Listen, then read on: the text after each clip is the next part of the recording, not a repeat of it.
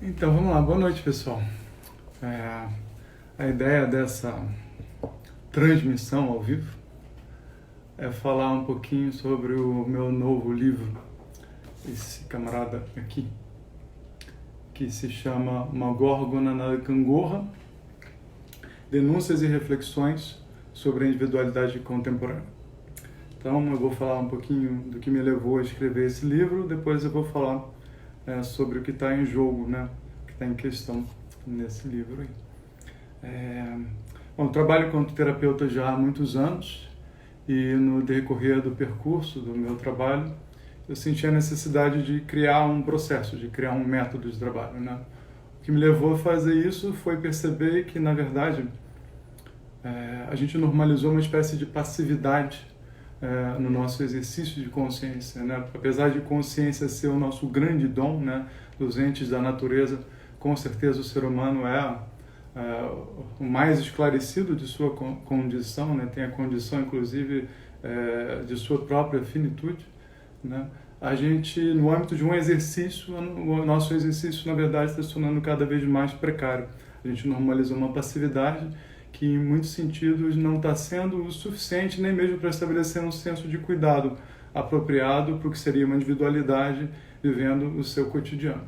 Então, enquanto terapeuta, eu fiquei um pouco abismado em perceber com a normalização dessa passividade, e eu percebo isso como uma tendência da nossa cultura de consciência, né? A cultura de consciência ocidental, hoje em dia ela é hegemônica, né? Ela é uma cultura, obviamente, dadas diferenças, mas ela ganhou hegemonia, não uma proposta hegemônica. Ela consolida uma passividade, em muitos sentidos faz com que a gente só se interesse pelo nosso corpo quando a gente está sofrendo, né? E aí, por esse interesse pelo corpo é algo muito específico, quer dizer, eu sou terapeuta, então eu estou abordando o corpo enquanto uma estrutura que precisa ser mantida no âmbito da saúde e da sanidade. Daí o exercício do cuidado é central, né, no nosso processo de diferenciação. Então, enquanto terapeuta, eu recebo muitas pessoas que não sabem se cuidar, né, porque não é tão óbvio quanto a palavra faz parecer. No que diz respeito à realidade do organismo, nos é mais comum ir fome, sede e outras necessidades a gente dá conta. Mas no que diz respeito às necessidades afetivas, né, que é onde mais prospera a nossa humanidade, onde mais prospera o nosso processo de diferenciação, as minhas escolhas, os significados que eu atribuo, os lugares que eu frequento, né, fazem grande parte do meu senso de casa, né, dão respaldo ao meu reconhecimento de mim mesmo, né, a produção de identidade. Então, nesse sentido, o nosso cuidado ele tende a ser um pouquinho mais precário, né?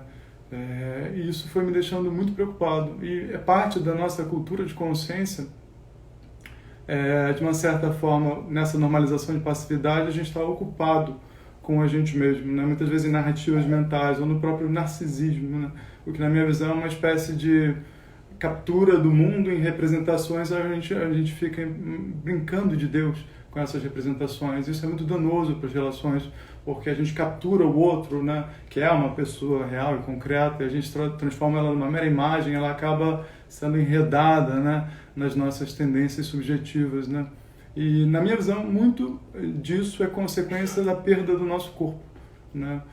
O corpo nunca esteve tão próximo da gente, mas ao mesmo tempo tão distante, né? Ele saiu das mãos de Deus, no que era a era religiosa, no Ocidente, sob o desígnio do cristianismo. Agora a gente vive uma era de indivíduos, né? A gente fala muito da individualidade, do empoderamento do indivíduo, né? Nunca se falou tanto do poder da vontade, né? A maior parte das pessoas está em busca de mais poder de exercício de sua vontade, porque a gente entende que ela seria o grande agente de constituição de um senso de liberdade. O indivíduo ele tem a vontade de ser livre, né? Agora, enquanto terapeuta, eu percebi que muitas vezes uma pessoa nem sequer sabe o que é a liberdade para ela, né? Porque quando a gente pensa liberdade, a gente pode pensar numa série de coisas favoráveis e louváveis, né, que a gente gostaria de ter experiência.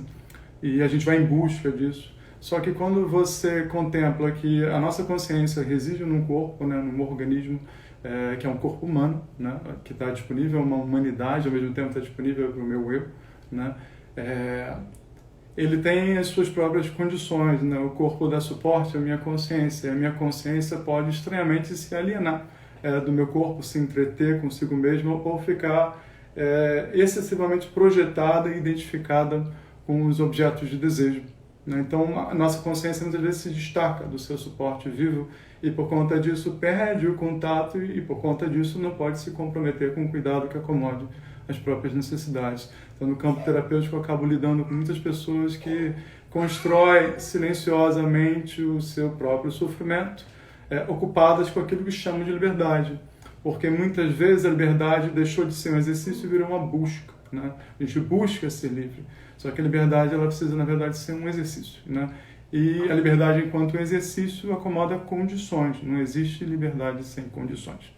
Então, muitas pessoas têm uma ideia meio abstrata de liberdade, que seria meio que fazer o que quer, na hora que quer, né? Do jeito que quer. E isso simplesmente não merece ser chamado de liberdade. É muitas vezes uma dimensão bastante infantil, né, da nossa busca por realização. Então, o sofrimento acaba sendo, em muitos sentidos, o caminho de volta para casa, na medida em que, desinteressado da organização afetiva, mas desejando no mundo, acabam se avolumando experiências emocionais que me implicam, no sentido de me convocar novamente ao exercício do cuidado que acomode, né, essa realidade emocional que me sustenta, né? Então, a nossa cultura de consciência, de uma certa forma, normaliza essa passividade no sentido hedonista e formando consumidores, né? E na terapia isso é um grande problema, porque a terapia ela não é bem um bem de consumo, ela é algo um pouquinho diferente, né? Você não tem como ter, na minha visão, um cliente na terapia. No processo que eu instaurei, isso é bem colocado no acordo primeiro, ou seja, eu tenho praticantes, eu não tenho clientes nem pacientes. Então, a pessoa ela tem que entrar e se engajar no processo de organização. Eu não sou o cuidador, né? O cuidador é a própria pessoa. Na minha visão, a gente nasceu para fazer isso pela gente mesmo, a gente tem essa capacidade. Então, o meu trabalho enquanto terapeuta é muito mais de gerar oportunidades para o conhecimento de si e por conta disso, a pessoa ter a oportunidade de assumir o seu trabalho, o seu exercício de cuidado. Porque é via exercício de cuidado que a gente se diferencia, né? Então, nessa cultura de consciência instaura a passividade, num sentido hedonista, que faz a gente rejeitar o nosso corpo, porque o nosso corpo ele não é só propositor de prazer, acho que todo mundo sabe disso, o mínimo de sanidade, né? A dor é parte de uma estrutura de organização, a tristeza, o medo e a raiva. A nossa cultura de consciência, ela, de uma certa forma, vai alienando a gente desses agentes de organização interna. As emoções, elas são agentes de organização. Quando a gente está implicado com uma emoção, a gente está sendo organizado por ela. Isso não é algo banal, né? Isso merece muito respeito. E muitas vezes, nessa nossa passividade, quando eu sinto algo desconfortável, eu imediatamente me dou o direito de não sentir isso, seja dissipando por algum processo, algum tipo de ocupação, né? Nós adoramos estar ocupados o tempo todo, né? Ou até mesmo tomando remédios muito precocemente para não sentir dor. Agora, consciência, em muitos sentidos, é participação. Na medida que a gente participa pouco dos eventos da nossa intimidade, né, a gente ganha pouco, a gente perde a intimidade, né, com a gente mesmo. Então, uma das coisas que eu percebi enquanto terapeuta é que o que a gente chama de indivíduo contemporâneo, em muitos sentidos, está perdendo a intimidade consigo mesmo. Ele está excessivamente projetado no mundo, numa dinâmica que se tornou muito estranha no nosso tempo, que é uma espécie de marketing pessoal constante, né? A intimidade foi substituída por uma espécie de publicidade constante em si, que seria uma dinâmica das aparências, né? Eu não sei até que ponto isso merece ser chamado de identidade, porque a identidade precisa cumprir o papel de representar, na minha visão, uma experiência de vida vivida, né? Ela é um contorno que surge de um conteúdo afetivo interno, né? Ela brota desse acontecimento. Então, ela não é uma arbitrariedade que eu me identifico e passo por associação, me representar. Então, existe um amplo processo de identificação, muitas vezes eclipsando o necessário exercício de identidade, né? A gente precisa gerar identidade para estabilizar o nosso dinamismo interno. Então, se a gente passa muito tempo em processo de identificações, que acaba convencendo a gente que ser livre é poder sair e trocar, então tem muito uma dinâmica juvenil de liberdade, trocando e substituindo coisas, pessoas, lugares, trabalhos, quando vem alguma dose de desconforto, né? O desconforto é o alerta de que está na hora de sair.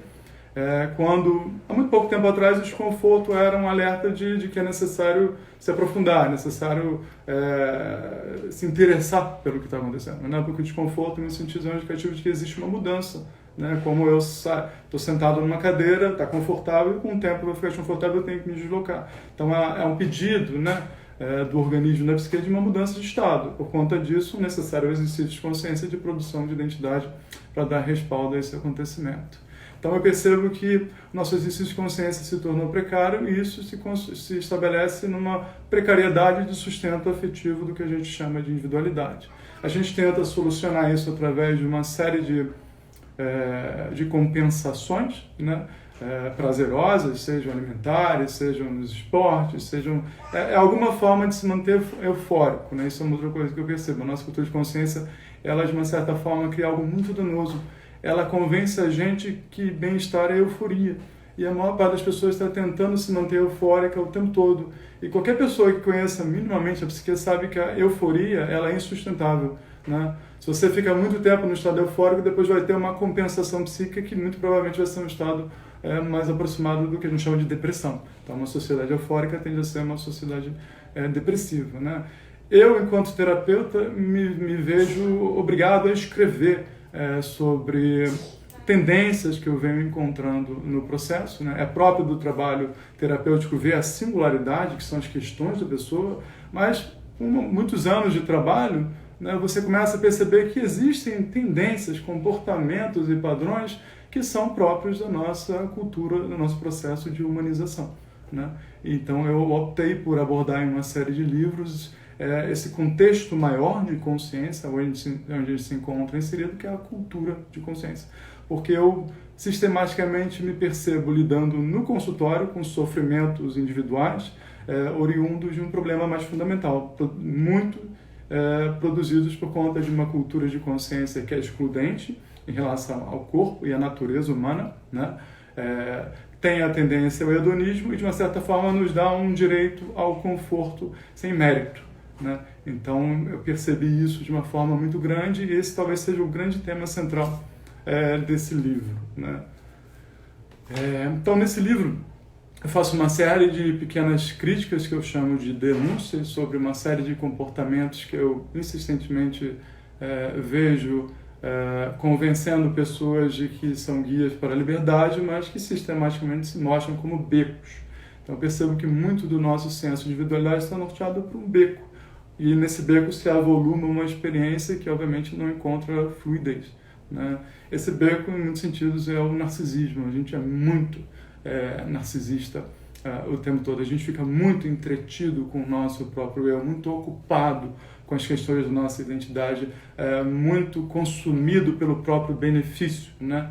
E, na minha visão, isso está adoecendo a gente, né? Porque isso está inibindo um investimento necessário em outros contornos, em outros contornos de consciência, outros sujeitos de organização psíquica. Nós é um sujeito de organização psíquica, o eu não é o único sujeito de organização da psique. Ele está, infelizmente, por conta dessa tendência da nossa cultura de consciência, sobrecarregado, né? Por incrível que pareça, ele se sobrecarrega, por isso ele fica tensionado e ele acaba avolumando uma experiência que ele não consegue dar conta, né? A psique ela precisa de muitos sujeitos de organização para estabilizar o seu dinamismo e de muito pouco tempo para cá a gente começou a hipervalorizar o lugar do eu, mais no sentido do seu empoderamento, no exercício da sua vontade, mas em detrimento do que significa ser participativo. Então, na minha visão, houve uma degradação dos corpos relacionais, houve uma degradação das relações. Uma degradação das relações. E essa degradação se dá em muitos sentidos com uma tendência regressiva a um aspecto infantil, né? O ego, quando ele surge, ele é um acontecimento psíquico, né? Ele surge na infância com uma ilusão de centralidade, que é propícia para essa época da vida. É natural que a criança se sinta no centro do mundo. Mas, em termos de consciência, o amadurecimento envolve a perda dessa ilusão. E eu encontro muitos adultos que ainda se sentem no centro do mundo e estão tentando conjugar em volta de si, por modelagem de um mundo, a sua imagem e semelhança, né? Ainda velhas repercussões do decadente Deus cristão que insiste em se manter atormentando a gente, né? Então a perda dessa ilusão de centralidade é parte do amadurecimento da nossa consciência, é o que instaura o adulto. né? E é um desencantamento, né? De uma espécie de ilusão de poder para um compromisso com geração de consciência. E geração de consciência envolve muito o senso de participação. A participação de um com a sua própria intimidade e a participação nos próprios vínculos. Os vínculos que eu sinto que me são favoráveis, aqueles que eu escolhi me inserir, né? É como a gente se diferencia. Então, esse senso de participação, em muitos sentidos, está degradado, né? Isso levou a um aspecto raso de investimento nas relações e uma simulação de liberdade enquanto troca e substituição quando a coisa fica desconfortável, né? Então, na minha visão, a gente está deixando de habitar certas camadas do nosso psiquismo que requerem um maior esforço de pertencimento e participação, né? De forma a estabilizarem o seu dinamismo, né? E isso, na verdade, tem sido acompanhado, né, para suportar isso, a gente está dissipando muito através de uma dinâmica compensatória e compulsiva. É muito comum a compulsão no nosso tempo, né? Nós substituímos o cuidado pela compulsão. O cuidado ele é baseado no medo, na sabedoria do medo. A gente cuida porque a gente tem medo, né? Um outro dano da nossa cultura de consciência é que ela propõe controle. Controle é diferente do medo, né? Então, o controle, na verdade, é uma forma de não sentir medo, né? De evitar o medo, de evitar aquilo que me amedronta, né? E tem o pressuposto muito evidente da cultura ocidental de domínio da natureza, né? De traduzir a natureza em coisa de meu benefício, né? Em suporte para do meu conforto. Isso a gente está vivendo uma época muito interessante, onde não só nas realidades individuais está se mostrando insustentável, porque as pessoas estão tendo processos de intensidade psíquica cada vez mais jovens. Acho que os terapeutas estão percebendo isso, né? Existe um problema coletivo que precisa ser abordado, que está sendo espiado pelos indivíduos no consultório terapêutico, né? E também está insustentável a nível global, ou seja, o nosso corpo é uma expressão da natureza, quer a gente queira ou não. E uma das ilusões da cultura de consciência ocidental é que, de uma certa forma, a gente é algo diferente da natureza, né? Isso é o que me leva a falar que a gente perdeu o corpo, né? Ao mesmo tempo, a gente nunca teve tão envolvido com ele, mas é muito mais um envolvimento com a nossa autoimagem do que com o corpo, né? Por corpo, enquanto terapeuta, eu me refiro a esse organismo que produz sensibilidade e, por conta disso, provê a minha consciência, né? E é diferente da minha autoimagem. Então, eu percebo que a nossa sociedade norteia a gente já muito jovem para a construção da nossa imagem, né? E muito se valendo de uma modelagem do corpo. E isso acaba tornando o corpo um objeto, né? A gente não vê ele enquanto um agente vivo, participante da natureza, que, na verdade, nós participamos. Então, mais do que o meu corpo, é o corpo aos meus cuidados, né? Seria uma forma mais reverente de ver essa realidade viva, né? Eu tenho o benefício da vida porque eu tenho um corpo, né? E o que eu tenho percebido no contexto terapêutico é que nós normalizamos uma violência muito grande com o nosso próprio corpo. Uma violência muito grande, né? Que, na verdade, está precisando de muitos meios compensatórios para se estabilizar, né? Eu, enquanto terapeuta, me vejo obrigado a pensar e criticar o meu campo de atuação. Então, uma das críticas que eu faço nesse livro, para além dos comportamentos que eu percebo que são muito comuns na construção do nosso sofrimento, quando estamos iludidos de que estamos em busca da nossa liberdade, mas, novamente, aí a liberdade é uma busca e não um exercício. A busca é algo maravilhoso, né? Ela tem uma distância, né? Então, eu encontro muitas pessoas que acham maravilhoso se declarar buscadores, né? Mas, às vezes, não se dão conta de um outro lado, da perda de intimidade, né? Porque na busca tem uma distância que eu sempre tenho que percorrer, sabe? Então, eu vejo muitas vezes a busca sendo um subterfúgio de um não compromisso íntimo com a expressão, um não compromisso íntimo com o exercício da liberdade. Eu acredito que, em algum momento, a gente tem que se expressar mais do que buscar, né? Porque existe uma experiência de vida que se traduz na forma de uma sabedoria, sabe? E esse é um outro ponto importante. A nossa vida vivida é a maior fonte de sabedoria. E, infelizmente, no consultório eu percebo que, para a maior parte das pessoas, não é. E muito por conta de uma passividade, de fazer dobras de consciência em relação a esse material que está aqui, está na carne, né? Está na nossa realidade afetiva, e se dá conta dos significados profundos que isso traduz, né, em termos de consciência, né? Então, esse aspecto do consumo, em muitos sentidos, desloca a gente para a realidade do corpo, e para um senso, esvazia um senso de pertencimento, participação, e também faz muitas pessoas desvalorizarem a própria experiência de vida, né? Então eu acredito que a reverência, né, que seria essa dobra afetiva, não é uma dobra intelectual, não é reflexão, é reverência, né? Uma dobra emocional, né, sobre a própria experiência de vida, acaba produzindo uma sabedoria que nos é muito fundamental, porque é a sabedoria que dá sustento ao seu senso de si mesmo, né? A isso que você criou enquanto sua vida, né? E muitas pessoas, infelizmente, não têm o suporte dessa experiência, né? Então, eu também vou, nesse livro, fazer uma crítica sobre o papel da terapia nesse contexto, porque eu percebo que é muito comum a terapia ficar capturada também numa compensação, de uma forma muito inautêntica de ser. E na medida em que isso acontece, ela participa do problema, ela não aborda o problema, né? Então, enquanto terapeuta, eu venho escrevendo alguns livros exatamente para perceber, a gente está lidando com as questões do indivíduo, mas isso é um contorno de consciência. Mas esse indivíduo está inserido num contexto maior que tem muitas questões, muitos condicionamentos, tem uma forte tendência à violência, que é assimilada, às vezes, de forma inconsciente, né?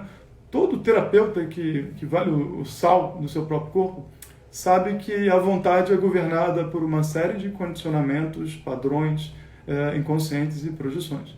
Então, nem tudo se resolve só pelo crescimento do senso de vontade, né? Pelo exercício de vontade. Quando a vontade não obedece a algo, a alguma estrutura de obediência, a alguma fonte de sabedoria, ela é a principal via para a nossa perdição, ela é a principal via para a perda da saúde. Então, a gente vive um tempo onde há uma exaltação do poder da vontade, o tal do empoderamento, mas isso eclipsa também a necessária sabedoria que essa vontade precisa ter para se colocar numa justa medida, numa medida que contemple as suas necessidades e sim, dê suporte para os movimentos das potências em desejo, né? Então a vontade vista destacada do que ela obedece acaba em muito sentido sendo uma via de esvaziamento dos conteúdos psíquicos, de instauração da falta. Então nós acabamos muito governados pela falta e não pela satisfação, porque a gente acha que a vontade, né, é o que pode solucionar todas as coisas. E enquanto terapeuta eu percebo que na maior parte das vezes é um problema de desobediência a si mesmo, né, por falta de contato e compromisso com as próprias necessidades, por falta de reverência à própria história, por falta de respeito às próprias emoções, né? Então aí se instalam as dobras de consciência que na minha visão são necessárias, mas nós infelizmente não fazemos. Porque nós estamos excessivamente entretidos com esse contexto de identidade. Na nossa sociedade é uma sociedade de entretenimento. A maior parte das pessoas, quando vai ter o seu tempo livre, vai se entreter. Então há uma associação muito direta em todos nós que liberdade é igual a entretenimento, né? Quando a liberdade deveria ser aquilo que a gente mais faz, o nosso cotidiano, né? Onde eu estou no exercício da minha liberdade, né? Seria o mais óbvio, né? Mas infelizmente não é. Tá? Então eu faço uma crítica ao papel da terapia na medida em que eu, enquanto terapeuta, procuro não participar desse problema e colocar no âmbito do pensamento dos meus praticantes o que significa ser um agente de cuidado frente ao seu cotidiano e o convívio com as pessoas de sua intimidade, mas também o que significa ser um integrante dessa sociedade, né? Isso não é um pensamento político, não tem nada a ver com isso, é um exercício relacional, né? O que eu criei, né, no caminho do meu trabalho, observando essas questões, foi o que eu chamo de método Aletheia, que é um exercício relacional que tem uma proposta ética. Na minha visão, a terapia deve ser uma proposta integrativa e não um meio de conseguir alívio, né? É sobre integração e não sobre alívio, né? O bem-estar, o alívio vem na medida em que a gente se integra, né? E o processo de integração ele é único para todos nós, não tem uma forma só de fazer isso. Então, o certo na terapia é um grande problema. Certo é coisa de gente medrosa, né?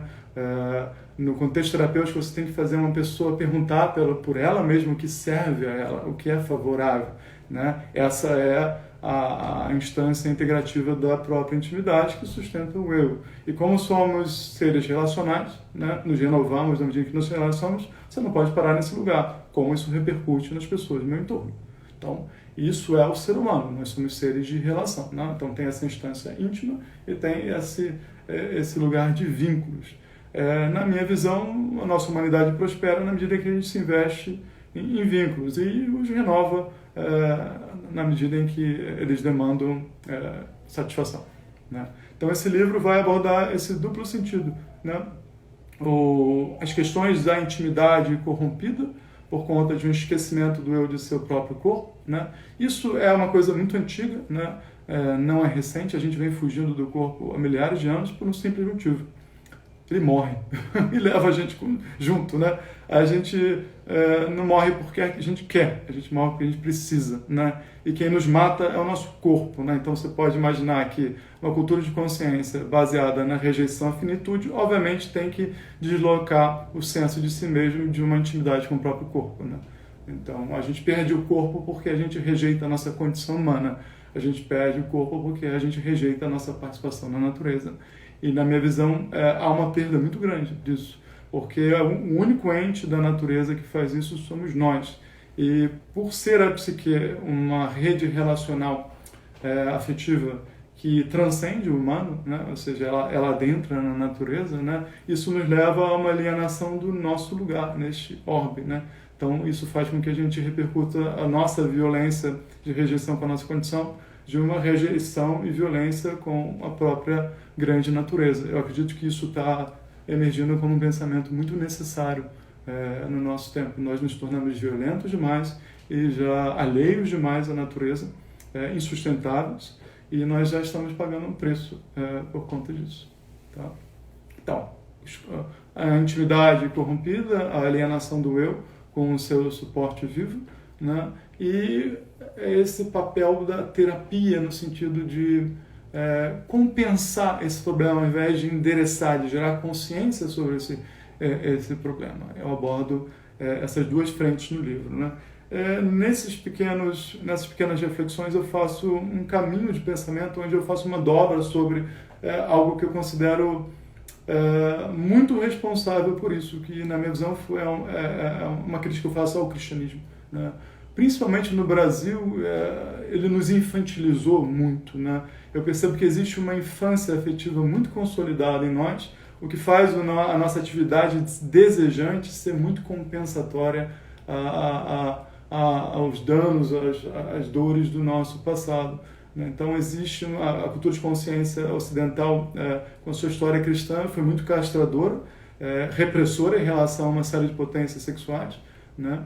E ao mesmo tempo também nos infantilizou muito gravemente. Então eu sinto que há uma exacerbação de uma vontade por identidade também como resposta de 2000 anos de cristianismo castrador, né? Por isso eu não estou me opondo ao cristianismo e à validade dele enquanto uma fé em sua autenticidade, mas enquanto terapeuta eu tenho que lidar com interditos e estruturas de repressão assimiladas pela família, pelo próprio sujeito, pela religião, né? Então eu estou aqui falando enquanto terapeuta, né? Enquanto religioso. E na minha experiência eu pude perceber que essa nossa cultura de consciência fundamentada nessa vontade de transcendência, né?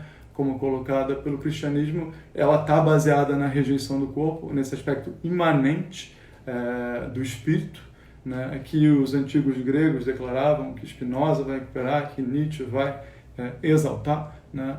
E Deleuze também vai focar na sua dobra de consciência e cura, né? E o cristianismo, de certa forma, nos fez rejeitar o nosso corpo com uma promessa de uma outra terra, o que é muito esquisito, porque se você olhar em volta, essa terra ela é muito abundante, ela é muito rica, né? Então isso fez a gente realmente perder uma dimensão de sacralidade da natureza. Eu sinto que a falta dessa sacralidade da natureza ela é muito grave para nós, porque o sagrado é uma necessidade, né? Ele não é algo adereço, né? Obviamente, como você acessa ele, como você se entrega a essa experiência, é de muitas maneiras, graças à própria natureza que institui, né, o nosso processo de diferenciação. Eu como eu sou e vocês como vocês são, né? Então o ser humano ele sempre se mostrou diverso, multifacetado, né, durante toda a história, né? Isso parece natural. E muitas vezes a religião, né, no caso o cristianismo, ele atuou numa uniformização muito violenta e no sentido de transcendência excessivamente dogmático, com certos inibindo errados, né, que acabaram cerceando que experiências de nossa potência ganhassem dimensão de identidade. Então eu entendo a fome de identidade que a gente tem, a necessidade de experiência da libido, né, seja no âmbito do sexo, seja no âmbito de investimentos de maior envergadura de proposição. Então eu percebo que a gente está numa gangorra, de uma certa forma, respondendo a uma série de castrações que são recentes, se for para pensar, mas que estão muito consolidadas no nosso inconsciente familiar e coletivo. Você poderia falar, mas Mauro, eu não sou cristão. Mas você nasceu numa cultura muito carregada de signos, né? E com uma história amplamente cristã. Então eu me sinto obrigado a fazer uma dobra de reflexão sobre a realidade histórica do acontecimento do meu nascimento. Eu nasci num lugar onde isso é uma questão. Ela não é a única religião vigente, mas ela foi, de uma certa forma, a principal, né? E muito central para o contexto da nossa cultura. Então eu também faço essa visita, né, a esse passado religioso para, de uma certa forma, convidar a pessoa ao pensamento de como você pode estar sendo governado por uma religião sem saber. Você pode não ser religioso, mas você é governado por muita coisa religiosa, né? Agora, religião e espiritualidade não são a mesma coisa, tá? Mas existe um lugar, habita um lugar muito profundo nosso. O ser humano não persegue esse tipo de experiência há tantos milhares de anos porque é uma coisa à toa, né? E eu não partilho dessa ideia de que o pensamento científico vai esgotar a necessidade de religião. Isso é uma balela, né? Entendo o papel da ciência e o que ela pode prover, as explicações que ela traz, mas isso não substitui a experiência de fé e de entrega ao misterioso, ao desconhecido que o âmbito religioso nos convoca, né? Eu acredito que eles vão lado a lado, não há uma substituição, né? Então, a busca pelo sagrado é uma necessidade que a gente está tentando conseguir através da compra de coisas de consumo, e não vem por esse lugar, porque não é uma experiência que vem pelo controle, é uma experiência de entrega profunda, né, ao que seria talvez o agente central da nossa realidade, que é o desconhecido, né? Nós nos encontramos ofertados pela vida ao desconhecido, né? E isso faz a gente sentir muito medo, isso faz a gente ficar angustiado, né? Então a gente procura não ter muita consciência disso, né? Porque isso representaria uma experiência de arrebatamento muito grande da nossa situação. Mas isso é uma realidade inegável. Nós estamos ofertados ao desconhecido. Por isso nós sentimos medo. E o medo serve à vida, exatamente porque ele é o professor do cuidado, né? Então o medo ele emerge quando, de uma certa forma, algo que eu ainda não tive contato, algo que eu não sei lidar, se apresenta para mim. A gente precisa voltar a respeitar o medo, a gente precisa voltar a celebrar o medo, né? Sentir medo é bom, porque é o que me faz ser cuidadoso. Então, se eu perco o contato com o que me amedronta, né? Isso é muito comum hoje em dia, até numa coisa que eu critico muito no campo terapêutico, existe muita técnica na terapia. A técnica está aniquilando, né, a beleza do errar, né? Porque o ser humano, a consciência humana é baseada no erro, na possibilidade de errar. A gente precisa errar para constituir uma consciência humana, né? Na medida em que o erro ele está muito apartado enquanto possibilidade, eu sou guiado por uma assertividade que tende à eficiência. A eficiência é a pior coisa do mundo na terapia, né? Um ser humano eficiente pode ser absolutamente violentado afetivamente. A gente não é objeto, a eficiência é para objeto e para constituições profissionais, mas para perceber a globalidade de um ser humano é focal demais. A gente precisa de uma dimensão, né, periférica da nossa vida, né, para constituir um senso de casa, né? Então, uma família eficiente, uma casa eficiente, tá, no que é a tecnologia dela vai lá, mas para o que é afetivo, eficiência é um grande problema. E muitas pessoas estão tentando ser eficientes em tudo e estão sofrendo um bocado por conta disso, né? Então, existe muita assimilação de técnica na terapia, porque vem de modelo de conhecimento, então assegura, né, que você vai chegar num determinado lugar, né, sem grandes danos, sem grandes erros. Só que isso é alienante em relação a uma série de conteúdos psíquicos e experiências legítimas do ser humano que constituem o nosso processo de diferenciação, sabe? Então, esse vício de técnica, na verdade, faz com que a gente evite amadurecer o medo. O melhor é amadurecer o medo e gerar consciência de cuidado, tendo o medo enquanto um recurso, né, disponível a uma averiguação original daquilo que te amedronta. Então a gente acaba se valendo de muitos modelos de conhecimento e de exercícios assimilados por técnicas para nos evadir de sentir e de fazer algo baseado na nossa possibilidade, ou seja, nos autorizar na nossa possibilidade e constituir uma legitimação que tem a centralidade da nossa perspectiva de vida. Modelos de conhecimento, eles são legitimações externas. Então, uma parte nossa está sofrendo muito por conta dessa dinâmica medrosa de se valer do conhecimento para tudo. Consciência é diferente de conhecimento. Então, enquanto terapeuta, eu percebo muitas pessoas que assimilaram modelos de conhecimento para se organizar, e o preço é que isso eclipsa uma série de potências que não são contempladas pelo modelo de conhecimento, porque ele é mais generalidade, você é uma singularidade. Então, necessariamente, algo genérico não vai ver a sua realidade individual, né? Só que muitas vezes a gente não se dá conta disso, né? Então, esse livro, na verdade, tem uma série de denúncias onde eu aponto, né, essas questões sendo as articuladoras na nossa perda de liberdade e instauração do sofrimento, né? E também o papel, novamente, da terapia de não trabalhar para o acordar do indivíduo para a criação de si, porque esse seria o sentido integrativo, né? Eu acho que a cura, ela deve ser o meio, mas ela não deve ser o sentido, né? Não é legítimo, na minha visão, uma pessoa ficar o tempo todo se curando. Ela tem que estar se cuidando. Ela tem que estar se cuidando para poder se dedicar a coisas que são maiores do que ela. E aí vem o espírito criador que mora dentro de nós, né? Então, o método que eu criei, ele é um exercício relacional e ético que tem um efeito curativo e uma proposta de espiritualidade, não de religião.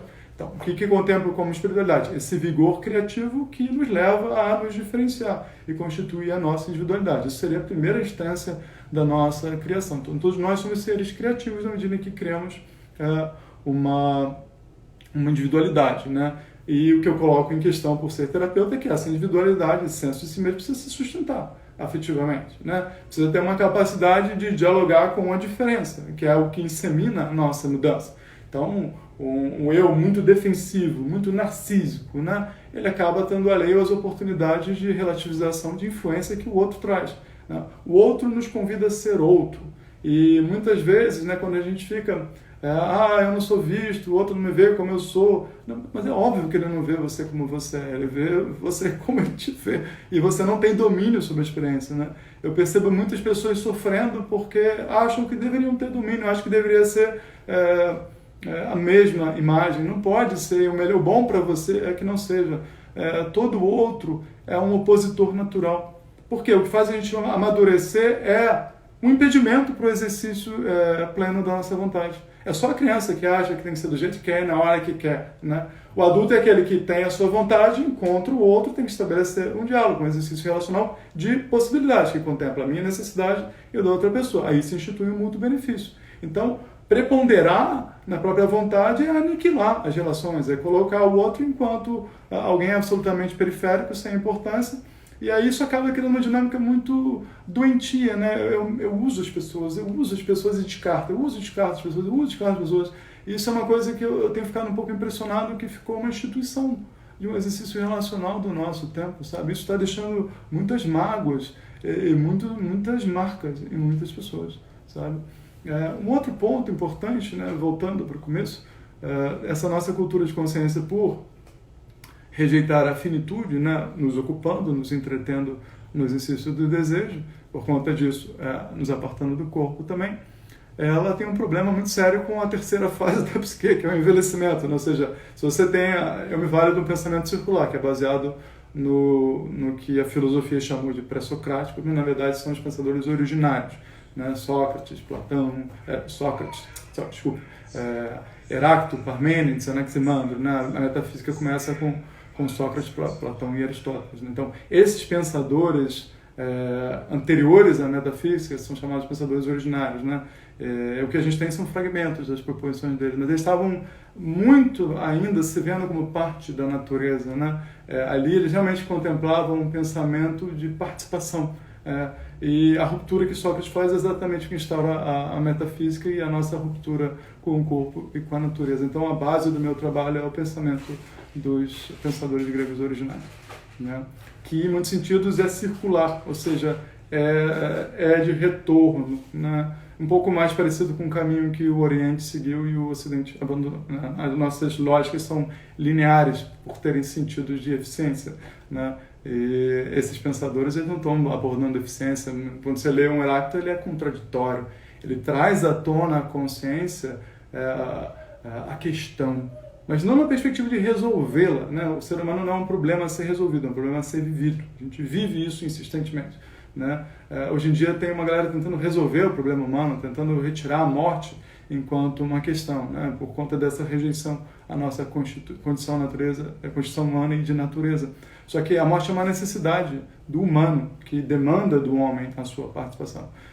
A não experiência de morte significa uma ruptura muito séria com o nosso psiquismo, que provavelmente vai repercutir em muitos problemas, porque a gente só valoriza a vida porque a gente vai morrer. Então seria um esvaziamento tremendo do nosso processo de diferenciação. E tem muitos tecnicistas tentando conseguir isso e provavelmente vão conseguir, mas obviamente vai precisar de outra coisa que não seja, em algum momento, o nosso corpo humano, né? Por isso uma ruptura e provavelmente uma designação de um novo homem está por vir, né? Ou seja, um homem sustentado pela tecnologia e não pelo organismo, né? Então a gente está vivendo uma época muito interessante onde isso se coloca em questão, né?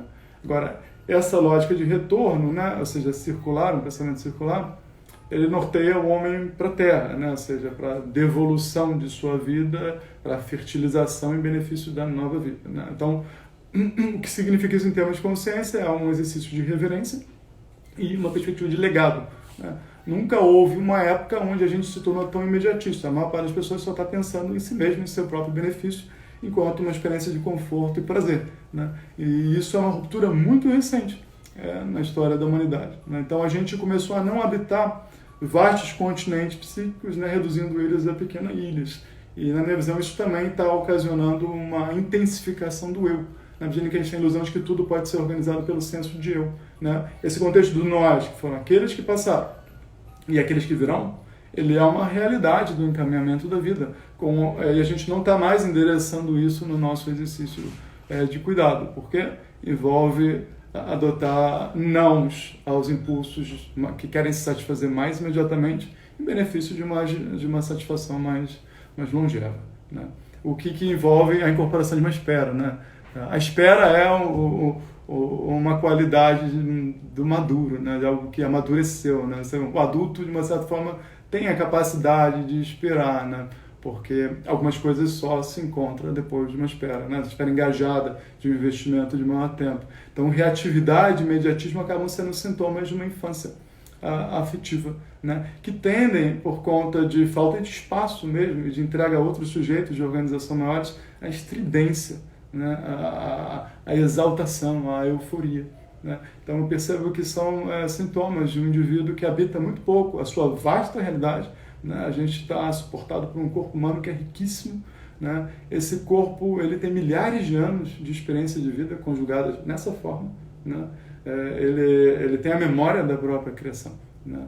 E o que eu tenho é a sabedoria dos meus poucos anos de vida. Então é incomparável a realidade que se disponibiliza para nós e é bizarro como a gente está maltratando ela. Então nesse livro eu procuro, de uma certa forma, trazer um senso de absurdo, né? De uma forma como a gente está vivendo, e a gente normalizou coisas que são absolutamente absurdas, né? Então eu procuro novamente convocar o horror, né? Poxa, será que precisa ser assim, né? Será que não tem outras formas, né? Será que um indivíduo só pode se constituir dessa maneira? Eu acredito que não, né? Eu acredito que não. Então, no próprio título, né, eu convoco uma figura da mitologia grega que eu adoro, né, que são as górgonas, né? Para quem não sabe quem é a górgona, talvez lembre da Medusa, que é uma das 3 górgonas, talvez seja a górgona mais famosa, né? É aquela que tem as cobras na cabeça, né? E os gregos, eles eram muito sábios, né? Porque eles alertavam em vários mitos, né, que aqueles que tentavam se aproximar dos deuses terminavam como monstros.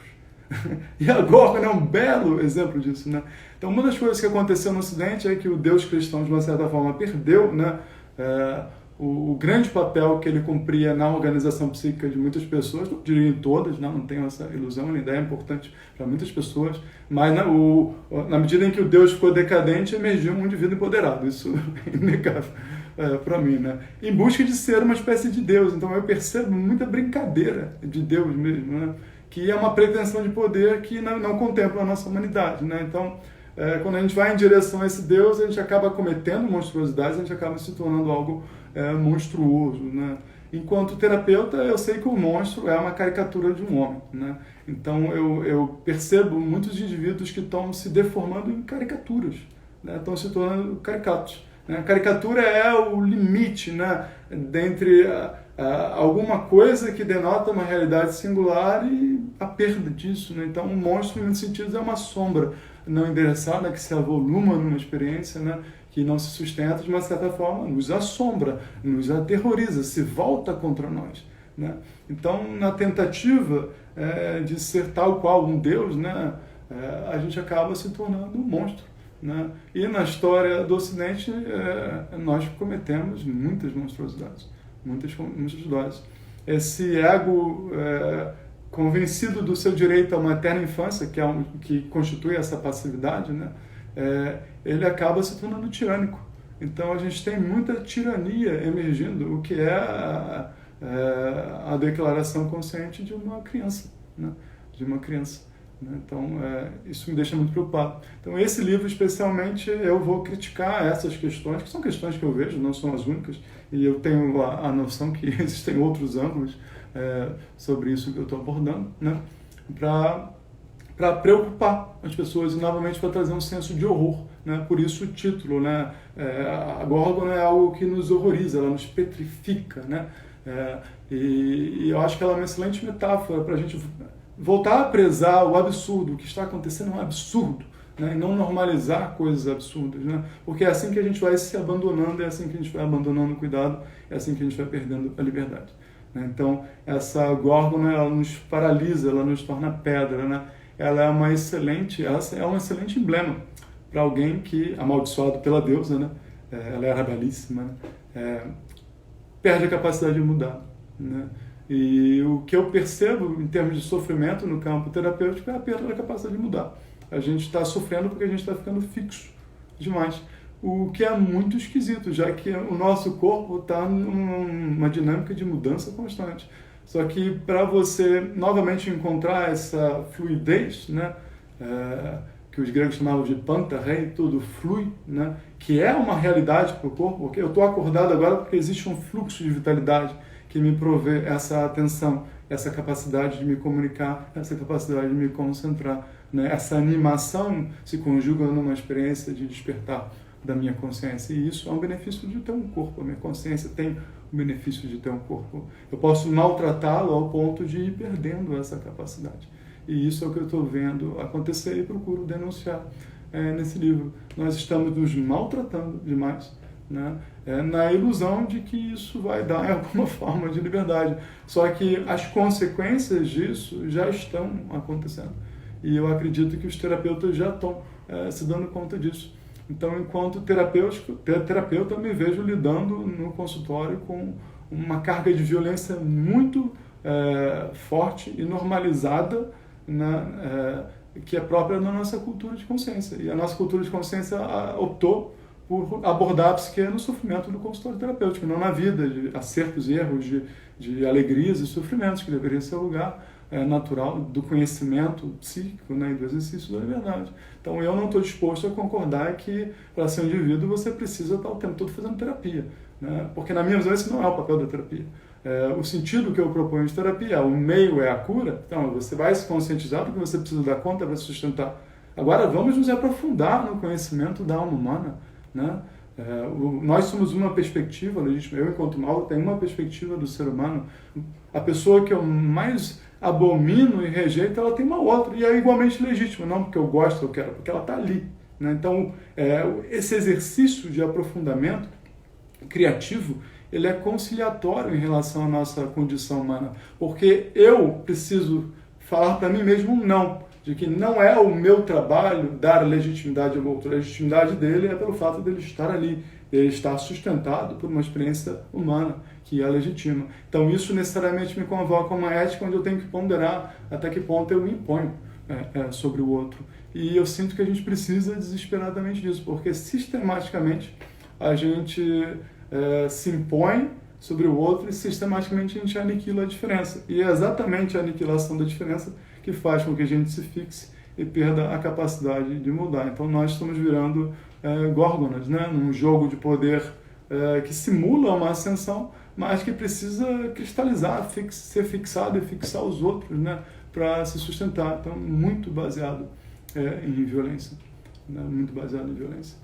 Então, a ideia desse livro é realmente valorizar o senso de absurdo, o papel do horror, no sentido de acordar de uma passividade baseada em violência, em hedonismo, né? E engajar o indivíduo na criação de si, né? Numa criação que se sustenta, que produz uma individualidade que é capaz de se investir nas relações e produzir alguma proposta, né?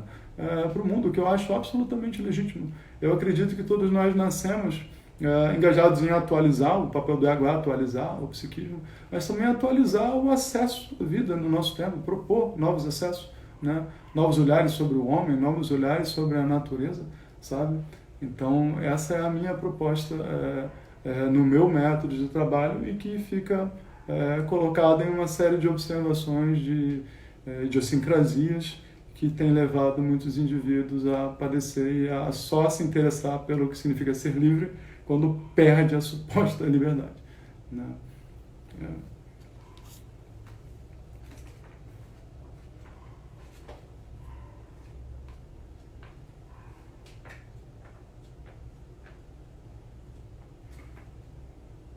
É isso. Então, novamente, esse é o meu terceiro livro, ele se chama Uma Górgona na Gangorra, Denúncias e Reflexões sobre a Individualidade Contemporânea. Ele é da editora Frutos, todos os meus livros são por essa editora. Quem quiser adquirir pode procurar o Círculo Aletheia, que é a escola que eu fundei no Rio de Janeiro. Tem um site, tem essas mídias sociais todas aí. E também no site da editora Frutos, tá? Bom, sinto que passei o meu recado, espero ter contribuído para alguma coisa, algum pensamento de vocês. Me aliei aqui com o peixe, com o periquito arara lá para tentar ter alguma dose de sabedoria. Agradeço muito a presença de vocês e espero que renda frutos. Tá? Beijo grande.